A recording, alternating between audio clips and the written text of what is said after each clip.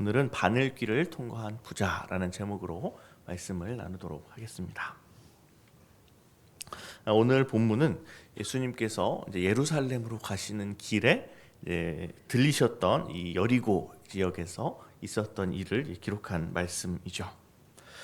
여리고는 예루살렘에서 가까운 성읍이었고요. 이제 우리가 누가복음을 읽어가다 보면 이제 오늘 본문 이제 이후에 또 나오는 장소가 바로 이제 예루살렘입니다. 이제 예수님의 예루살렘 입성이 얼마 남지 않은 시점에서 이제 오늘의 이야기가 기록되었다라고 생각할 수 있죠. 여리고라는 지역이 어떤 지역이냐 하면 아마 우리 성도님들 다 아시는 것처럼 저 옛날에 그 여호수아가 그 일곱 바퀴가 아니죠. 7일 동안 돌고 마지막 날에 이제 7바퀴 돌았으니까 더 많이 돌았는데 그렇게 하면서 이제 놀라운 하나님의 능력으로 멸망했던 성읍입니다. 그러니까 워낙에 그 이전에도 크고 강대한 성읍이었는데 이 지역이 좋아가지고 워낙에 그 지역에 성이 서면 이게 부흥하고 잘 되는 동네인데 그렇게 한번 무너졌다가 이제 다시 이 성읍을 회복시키면 그 회복시키는 사람은 망할 거다 이렇게 이제 이야기를 했음에도 불구하고 나중에 여호수아 이후로 한 500년 후에는 그 성읍이 다시 회복이 돼서 예수님이 사시던 시대에는 또 이미 상당히 번성했던 도시 중에 하나였다라고 생각하시면 되겠습니다. 그리고 이렇게 번성한 지역이다라고 하면 당연히 뭐 이렇게 소출도 많고 이제 뭐 나오는 게 많겠죠. 그러니까 이 통치자들 같은 경우에 이렇게 잘 나가고 돈이 많은 성읍이다라고 하면 뭘 세울까요? 네, 세금을 많이 거둘 수가 있으니까 세관을 세우겠죠. 그래서 당시에 여리고는 그 큰 세관이 있었던 동네고요.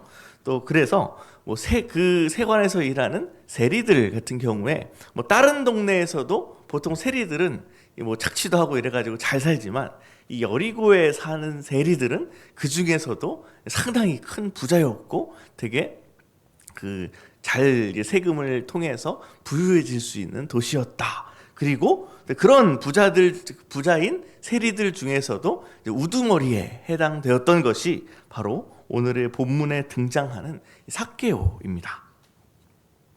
삭개오에 대해서 뭐 오늘 본문 자체가 워낙에 그렇게 길지 않기 때문에 삭개오가 어떤 사람이었나 그에 대한 그의 신상에 대한 내용을 사실 자세하게 알 수는 없지만 오늘 본문에서 몇 가지 그래도 삭개오에 대한 중요한 그 정보들이 나오고 있는데요. 먼저 2절에 보시게 되면 이름은 삭개오, 또 직업은 세리장, 또 기타 특이사항으로 부자다 이렇게 되어 있습니다.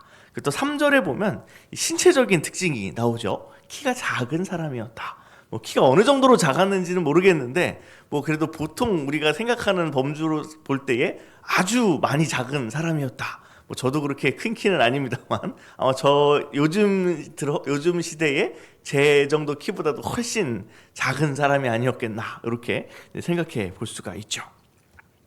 이런 정보들이 사실 별거 아닌 정보 같고 거의 뭐 한 절, 두 절 정도에서 다 나오는 내용이기 때문에 뭐 삭개오는 그런 사람인가 보다 이렇게 이제 그냥 쉽게 넘어갈 수도 있지만 이 자체만으로 그에 대한 상당히 많은 사실을 추측할 수가 있죠.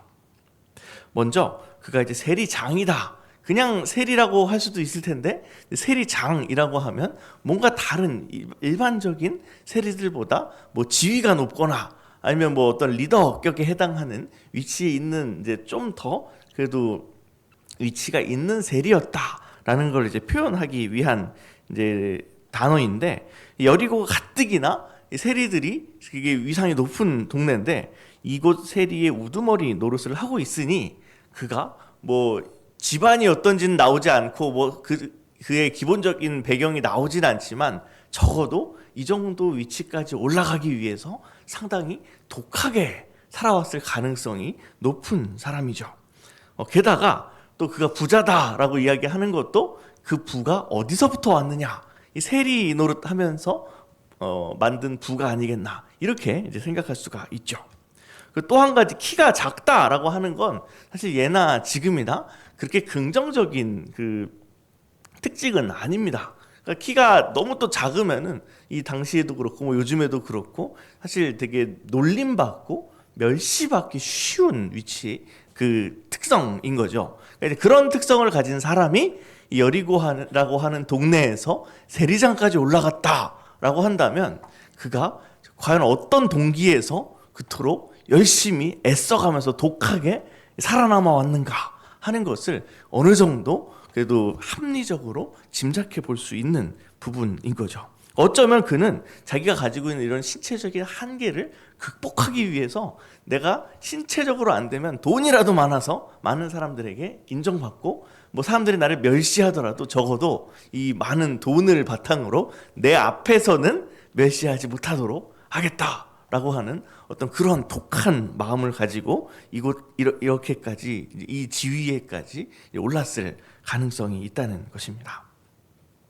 근데 또 상당히 또 의외인 것이 삭개오라는 이름인데요. 이 삭개오의 이름 뜻이 완전 이제 그가 이제 살아왔을 것으로 예상되는 삶의 모습이랑 완전 반대예요. 삭개오 이름 뜻이 뭐 깨끗함, 맑음, 의로움 뭐 이런 뜻입니다. 그러니까 이제 이런 이름을 사실은 그의 부모님이 자녀에게 붙여줬을 때 사실 그가 어떤 또 가정적인 배경을 가지고 있었을까? 또 그가 원래 사람이 왜 이름대로 된다 그러잖아요. 근데 그렇게 그가 어떻게 살기를 그의 부모가 바랬을까 하는 것도 생각해 볼 때에 사실은 이 그의 이름이 가지는 뜻도 상당히 의미심장한 뜻이라고 볼 수가 있는 거죠. 어쨌든 이런 삭개오가 이 갈릴리가 아니죠. 네. 여리고에 살고 있는데 그가 살고 있는 마을에 예수님이 오신다라고 하는 소문이 들린 겁니다. 우리 오늘 본문 바로 앞에 보게 되면 그 맹인을 낫게 예수님께서 맹인을 낫게 하신 모습이 그 장면이 나오는데 그게 이제 여리고 근처에서 있었던 일이기 때문에 아마 빠르게 이 여리고 중심부까지 소문이 퍼졌을 것이고요.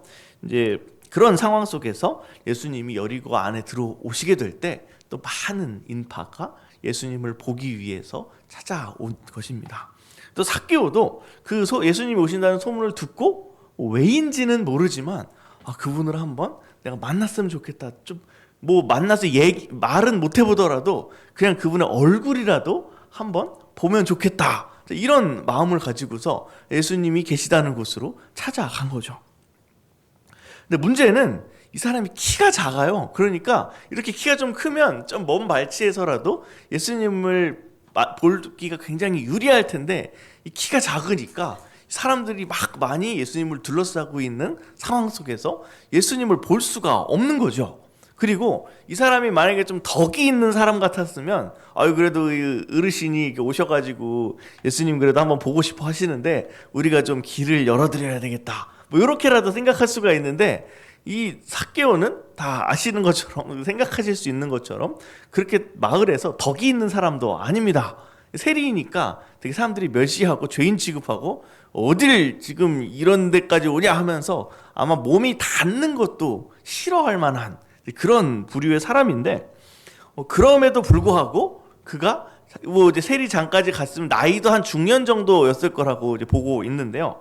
이런 나이나 사회적인 체면 이런 거 다 내려놓고 아이들이 하는 것처럼 내가 나무에 올라가서라도 그분을 봐야 되겠다.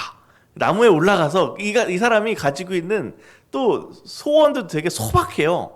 뭐 예수님을 뭐 우리 집에 초대해야 되겠다 이런 생각 같은 건 할 수가 없었고 그냥 올라가서라도 그분 얼굴이라도 내가 한번 봤으면 좋겠다 이런 생각으로 그냥 나무에 올라간 겁니다. 나이고 사회적인 위치고 다 내려놓고 그 예수님을 보기 위해서 나무로 올라가서 이제 보고 있는데 갑자기 예수님이 자기가 있는 쪽으로 이게 오시는 거죠. 그래서 야, 잘 됐다. 예수님 내가 여기 올라왔는데 나이 먹어가지고 나무 내려오고 올라가고 하기도 힘든데 내가 있는 쪽으로 마침 예수님이 이제 오시니까 그래도 예수님 얼굴을 좀 자세히 볼 수 있겠구나 이렇게 생각하면서 마음이 좀 들떠있는데 갑자기 예수님이 그를 딱 발견하시면서 눈을 마주치시면서 심지어 그의 이름을 부르시는 거죠. 삭개오야. 5절이죠.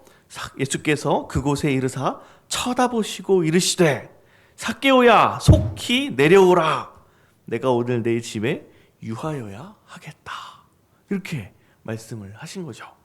그러니까 이제 이 말씀만 보면 예수님이 우리 집에 오신다고 그러네. 내가 딱히 뭐 이렇게 초대하지도 않았는데 왜 먼저 저러시지? 이러는 게 아니라 사실은 삭개오는 누구한테도 이렇게 정말 자기 이름을 불러가면서 이렇게 좀 따뜻하게 음성으로 자기와 교제하기를 원하는 이런 거를 경험해 본 적이 없는 사람입니다. 근데 이제 그런 많은 인파들 속에서 정말 그 많은 인파를 모으게 한 주인공에 해당하는 되게 그 유명하신 분이, 왜 우리도 그런 거 있잖아요. 만약에 어디 무슨 유명한 가수 콘서트장에 갔는데 와 사람들이 있는데도 갑자기 그 가수가 뚜벅뚜벅 우리한테 오더니 우리 뭐 저기 어디 뒤에 무대 그래서 먼데 이렇게 서 있는데 갑자기 거기까지 가수가 와가지고 딱 마이크 대면서 아유 우리 신재성 씨 반갑습니다. 이렇게 한마디 하면은 되게 마음이 들뜰 것 같아요. 네, 뭐 이런 그거랑 비슷한 일이 지금 삭개오에게 일어나게 된 겁니다. 이런 지금 상황 속에서 이런 대단한 분이 왜 나한테 오셨을까? 좀 이제 아리송하기도 하지만 또 그래서 기뻐하는 마음으로 예수님을 자기 집에 영접하는 삭개오의 이야기가 나오게 되고요. 사실 오늘 본문에 보시면 예수님이 별로 그렇게 하시는 게 없어요. 뭐 병을 낫게 하시거나 뭐 대단한 이적을 행하시는 일, 뭐 하나님 나라의 복음을 아주 강하게 정말 전하시는 이런 일들이 주로 나타나는 와중에 오늘 본문에서만큼은 예수님이 별로 그렇게 적극적으로 뭐 찾아가서 한마디 하신 게 다죠. 그러고 나서 정말 예수님이 뭐 얘기하지도 않으시고 요구하지도 않으신 거를 이 삭개오가 막 주저리 얘기를 합니다. 8절에서 삭개오가 서서 주께 여짜오되 주여 보시옵소서 내 소유의 절반을 가난한 자들에게 주겠사오며 만일 누구의 것을 속여 빼앗은 일이 있으면 내 갑절이나 갚겠나이다. 이 말씀을, 이 이야기를 지금 아무런 어떤 요구나 요청이 있기 전에 삭개오가 먼저 신나가지고 하는 것을 오늘 본문에 볼 수가 있습니다. 근데 이게 결코 신나가지고 할 수 있는 얘기가 아니죠. 그의 그 형편을 살펴보자면 실상 지금 이 얘기를 살펴보면 일단 자기 재산 전체의 절반은 가난한 사람들한테 주고 시작을 하는 겁니다.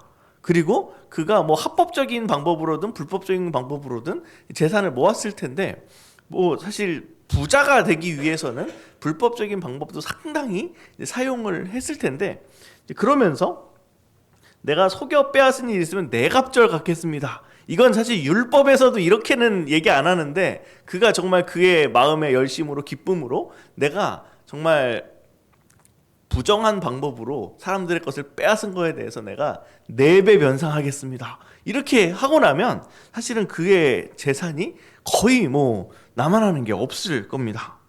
그러니까 세리니까 사회적으로 멸시받고 그나마 재산이라도 없으면 살아가기 힘들 텐데 이런 세리 입장에서 내 재산을 내놓겠다라고 하면 사실상 그가 가진 전부를 내놓겠다 하는 것과 사실은 크게 다른 말이 아니라는 것이죠.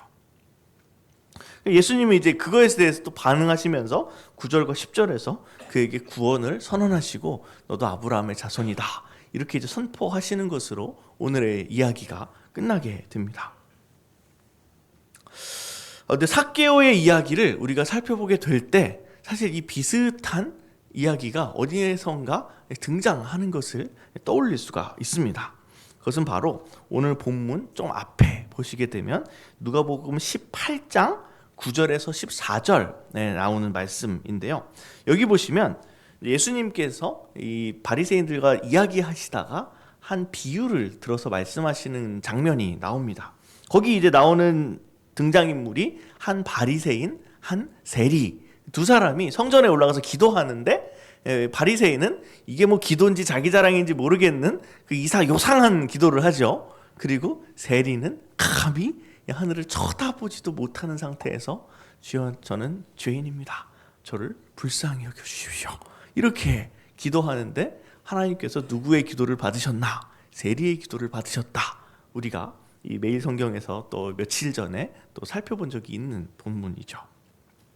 근데 그 다음에 이제 쭉 살펴보게 되면 이 두 사람, 이 한 바리새인과 세리, 이 사람과 비슷한 속성을 가진 사람들을 이제 만나게 되죠. 한 사람은 우리가 뭐 부자 청년이라고도 하고 부자 관리라고도 하고, 이 사람은 뭐 어려서부터 율법을 다 지켰다고 당당하게 말할 만큼 사실상 뭐 바리새인의 그 모습을 가진 사람이었고, 한 사람은 뭐 말할 것도 없는 세리, 또 삭개오였죠.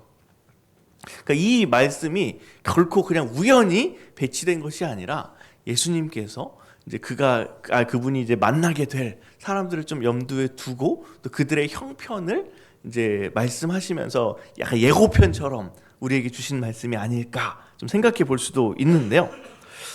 이 말씀에 보면 사실 삭개오가 지금 예수님이 그냥 찾아와서 별 말씀 안 하시고 같이 식사하셨을 뿐이에요. 그 상황 속에서 이렇게 막 내가 이것도 하고 저것도 하겠습니다 하고 신나서 얘기를 한 게, 어쩌면 삭개오는 이미 마음속에 내가 죄인이구나 하는 거를 인식하고 있는 사람이었을 수 있다는 것입니다. 그러니까 그동안 내가 정말 멸시받지 않고 무시당하지 않기 위해서 아득바득 돈도 모으고 세리장까지 올랐지만 이거 참 부질없구나. 내가 정말 내 이름 값을 해야 되는데 이름값을 못하고 정말 깨끗하게 살지 못하고 누구보다도 더럽게 살아왔던 나의 삶이 정말 부끄럽구나. 내가 변화되고 싶다. 이런 마음을 가지고 있었는데, 그럼 내가 뭘 어떻게 해야 되는지 사실 모르는 거죠. 마음은 있지만 그거를 그 성전에 가가지고 이 제사장들한테 물어봐도 너 같은 게 어떻게 성전에 들어와 하면서 찾아올 수가 없고, 그나마 율법을 많이 알고 있는 바리새인들한테 제가 어떻게 하면 회개할 수 있습니까? 라고 물어보지도 못하는 거죠. 찾아가지도 못하는 거죠. 내가 찾아가면 이 사람들이 도망가는 거예요. 그러니까 사실 마음에 회개가 있고 정말 내가 죄인이구나라는 깨달음이 있지만 그것을 어떻게 표현하지도 못하고 어떻게 회개를 해야 하나 알지도 못하는 그런 상황 속에서 답답해하고 있는데, 그때 내가 정말 예수님을 만나게 되면 그분이라면 뭔가 그래도 나의 지금 이런 형편 속에서 좀 잘 지도해 주지 않으셨겠는가, 이렇게 우리가 또 생각해 볼 수도 있었을 것이고, 또 예수님이 그렇게 찾아갔을 때 그냥 단순히 얼굴만 보러 갔는데 너네 집에 유하여야겠다 라고 하면서 이렇게 잘 맞이해 주시는 그런 모습을 보면서 내가 마음속에만 담아왔던 그거를 한번 예수님께 한번 풀어보자. 예수님 뭐라고 말씀하시나 하면서 그가 이미 준비했던 말을 이제 했다는 것입니다. 그리고 그가 정말 예수님께서 그런 자신의 마음을 알아주시고 또 그것을 받아주셨을 때에 정말 그가 기쁨으로 자신의 전 재산을 내어놓을 수 있는 그런 회개에 합당한 열매를 이제 보였다라고 하는 것입니다. 그렇게 볼 때 우리가 사실 요즘에 계속 며칠에 걸쳐서 그 물질에 관련된 말씀을 사실 계속 살펴봤었는데요. 제가 지난주 그 말씀, 이 시간에 말씀 전할 때에도 물질과 관련된 이야기를 좀 했었는데, 삭개오는 적어도 돈을 사랑했던 사람은 아닙니다. 돈을 통해서 내가 인정을 받겠다, 또는 돈을 통해서 내가 뭔가 이런 무시당했던 이런 나의 모습을 좀 변화되겠다, 이런 생각은 있었지만, 그래도 그 돈 자체를 돈을 사랑하면 절대로 이런 결단을 내릴 수가 없겠죠. 돈은 수단인 것입니다. 그러니까 돈을 가지고 내 인정을 받아보려 했지만 뜻대로 되지 않았고, 공허하구나 하면서 내가 이 돈을 가지고 다른 것을 해야 되겠다라고 했을 때 하나님의 뜻을 깨닫게 되고 또 예수님을 만나게 되고, 그러면서 참된 또 회개의 그 열매를 맺는 과정 속에서 이 재물을 사용했다는 겁니다. 그렇게 목적이 바뀌어 버리니까 그에 맞게 돈을 쓴 것에 불과하다는 것이죠. 이렇게 삭개오는 정말 많은 사람들의 인정을 받고 싶어 했던 그런 한낱 불쌍한 사람에서 그를 인정해 주신 예수님을 통해서 정말 그의 삶이 변화되고 더 이상 그런 물질이라고 하는 껍데기가 아니라 주님을 그의 마음속에 모시고 가장 행복한 사람이 될 수 있었던 것입니다. 오늘의 말씀을 우리가 좀 생각할 때에 정말 우리의 또 현실을 또 생각하지 않을 수 없죠. 우리가 사실 이 땅에서 사람들에게 또 사랑받고 또 인정받기 위해서 하는 많은 일들이 있습니다. 세상은 결코 우리를 그냥 인정해주지 않습니다. 그냥 사랑해주지 않습니다. 하다못해 가족이라 해도 정말 그 안에서 가족된 역할을 제대로 못하면 미움받기 마련입니다. 뭐 그게 이제 적나라하게 표현되지는 않을지 몰라도 이 땅에서 우리는 계속 긴장하면서 살 수밖에 없죠. 내 밥값은 해야 되는데, 내가 그래도 이 사회의 한 구성원으로 살아가기 위해서 뭔가를 해야 하는데 하면서 계속 우리 스스로를 채찍질하고, 그러면서도 마음속에 평안은 없고. 하지만 우리 예수님께서는 우리가 얼마나 연약하고 우리가 그동안 지은 죄들이 얼마나 많으냐 하는 거에 상관없이 우리를 먼저 찾아와 주시고 우리와 함께 교제하시고 또 우리를 사랑한다 말씀해 주시는 그런 하나님이십니다. 그러니까 그런 하나님을 만날 때만 우리의 자존감이 회복될 수 있는 것이고 또 우리의 존재감이 회복될 수 있는 것입니다. 그리고 그것을 이제 기반 삼아서 또 이 삭개오가 했던 것처럼 도대체 삭개오가 왜 이런 행동들을 하는가? 자기의 유일한 정말 이 사회적인 지지 기반을 포기하는 것처럼 보이지만 사실은 포기한 게 아니죠. 진정한 정말 자신을 세우는 그 기반을 발견한 사람만이 이제 보여줄 수 있는 자유로운 모습이라고 할 수 있습니다. 그렇기 때문에 우리가 오늘의 말씀을 붙들며 기도할 때에 그 주님을 우리가 알고 또 그 주님 앞에 나왔사오니, 주님, 저희가 정말 이 세상의 인정과 또 세상의 여러 위치들에 연연하지 않고 또 우리를 사랑하시는 그 주님을 바라보게 하여 주시옵소서, 이렇게 기도할 수 있죠. 또한 이 삭개오를 바라봤던, 정말 오늘 본문에서도 사실 여러 이제 이야기들이 나옵니다. 예수님이 이제 너희 집에 유하여 갔다 할 때에도 주변 사람들이 수군대면서 그가 죄인의 집에 유하러 가는도다.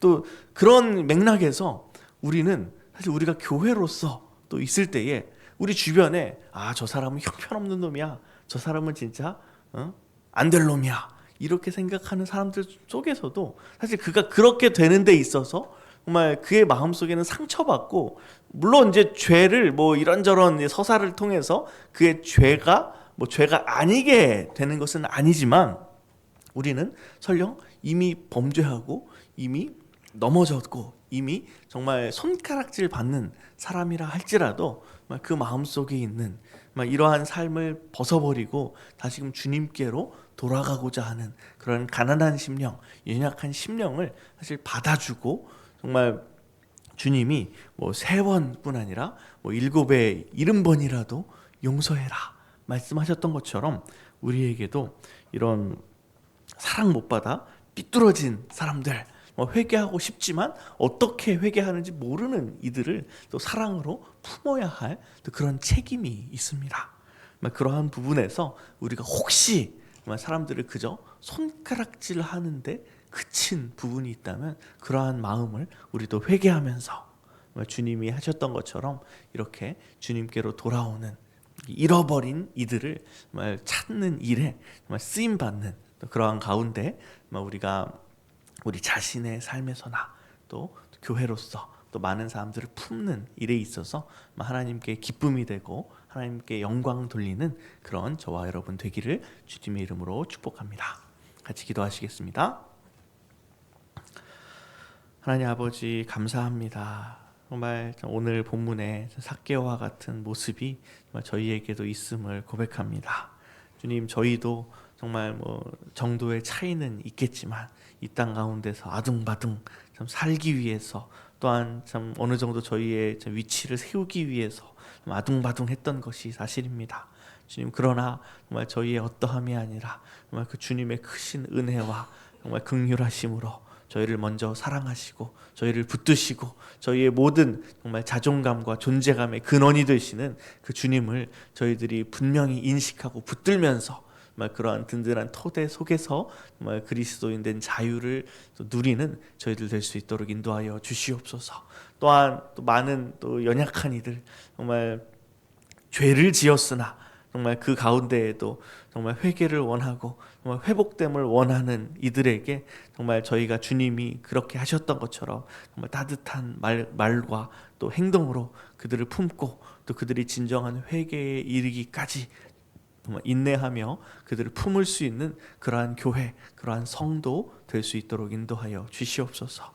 주여, 오늘도 이 귀한 말씀 저희의 마음에 품고 정말 주님을 의지하는 가운데 정말 주님 기쁘시게 하는 또 오늘 하루의 삶 될 수 있도록 인도하여 주시옵소서. 감사드리며 예수님의 이름으로 기도합니다. 아멘.